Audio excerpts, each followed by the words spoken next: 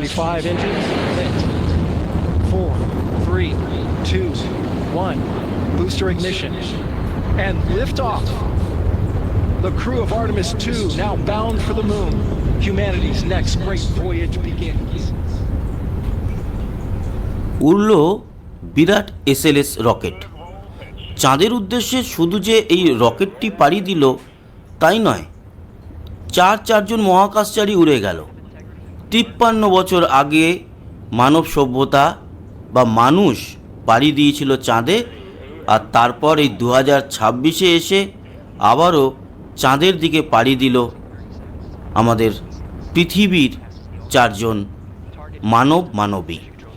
চারজন যে মানুষ গেলেন, এই প্রথম চাঁদের উদ্দেশ্যে কোনো মহিলা মহাকাশচারীকে পাঠানো হলো।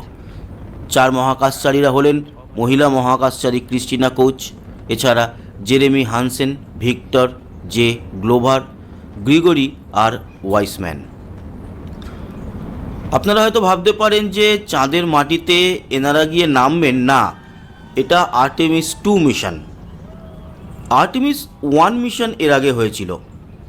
আর্টেমিস 1-এও সেমভাবেই রকেট উড়েছিল, চাঁদে এইভাবেই যাত্রা করেছিল এবং সেখানে কোনো মানুষ ছিল না। আর এটা আর্টেমিস 2 মিশন, এখানে মানুষ যাচ্ছে। 4 মহাকাশচারীর কথা বললাম, এই রকেটের মাথায় 4 জন মানুষ রয়েছে।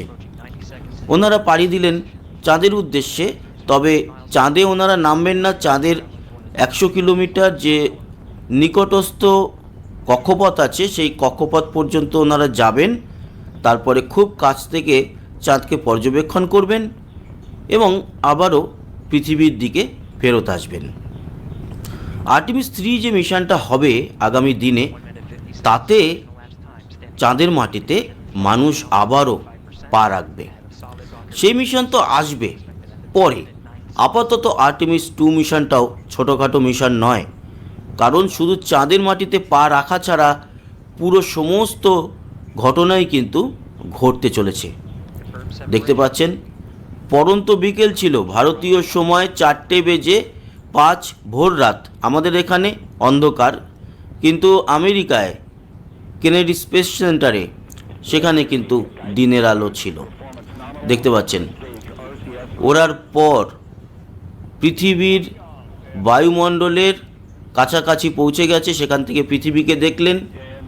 আর ক্যামেরাতেও ধরা পড়ছে এসএলএস রকেটের যে সলিড স্টেট বুস্টার দুটো, সে দুটো খুলে পড়ছে আর রকেট তার গন্তব্যে চলে যাচ্ছে। এবং এটাও জানাই, চাঁদের উদ্দেশ্যে যে এই মুহূর্তে পাড়ি দিয়েছে তাতে পৃথিবীর কক্ষপথেই রয়েছে, এখনই কিন্তু চাঁদের দিকে উড়ে যায়নি। চাঁদের দিকে তাকে ঠেলে দেওয়া হবে, সময় আসবে। পৃথিবীর কক্ষপথে একটা গতিবেগে তাকে পৌঁছে দিতে হবে, সেটা প্রায় 27,000 কিলোমিটারেরও বেশি হবে। তারপর সেটি এখন কক্ষপথেই ঘুরছে।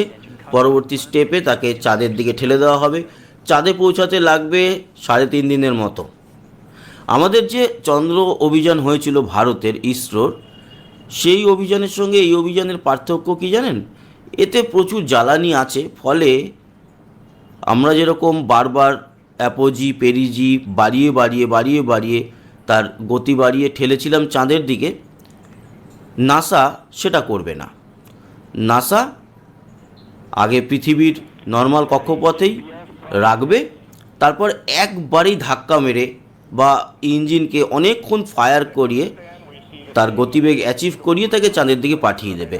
আমাদেরও কিন্তু 3.5 দিনই লাগে, তবে আমাদের টোটাল 42 দিন লাগে, কারণ ওই 3.5 দিন ধরে চাঁদে পৌঁছানোর যে গতিবেগটা, সেই গতিবেগটা তাকে অ্যাচিভ করিয়ে দিতে হয়।